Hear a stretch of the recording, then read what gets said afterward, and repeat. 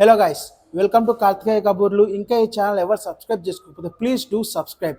And ఈరోజు మన తాంజానియాలోని Marvel's నుంచి వచ్చిన థండర్ బోల్ట్ సినిమా అయితే చూసేసాను. సో మార్వెల్ నుంచి అయితే చాలా పడిపోయింది, చాలా నెగిటివ్గా ఉంది మార్వెల్ సిచ్యువేషన్. సో ఎప్పుడైతే మనకి ఎండ్ గేమ్ అయిపోయిందో అప్పటి నుంచి చాలా డిజాస్టర్గా ఉంది వెబ్ సిరీస్ స్టార్ట్ చేయడం ఇవన్నీ.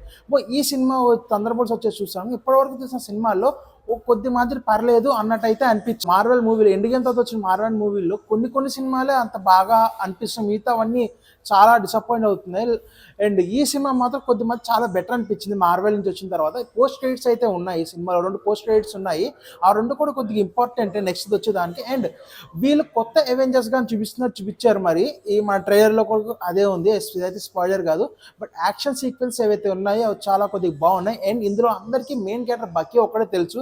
మిగతా క్యారెక్టర్స్ ఎవరైతే ఉన్నాయో ఎలేనా కానీ, రెడ్ గార్డియన్ కానీ, సో వీళ్ళందరూ మనకి బ్లాక్ విడో మూవీలో కావచ్చు, ant man and the wasp ఈ యాంట్ మ్యాన్ సిరీస్లో వచ్చిన ఒక క్యారెక్టర్ కావచ్చు, ఇట్లా అక్కడ వచ్చిన ఒక క్యారెక్టర్ నుంచి తీసుకొని ఒక పవర్లెస్ పీపుల్ని అవెంజర్స్గా చూపించడం అనేది ఒక డిఫరెంట్గా చూపించారు. అండ్ యాక్షన్ సీక్వెన్స్ అయితే కొంచెం యాక్షన్ సీక్వెన్స్ మొత్తం అంతా డ్రామాగా ఉంటుంది.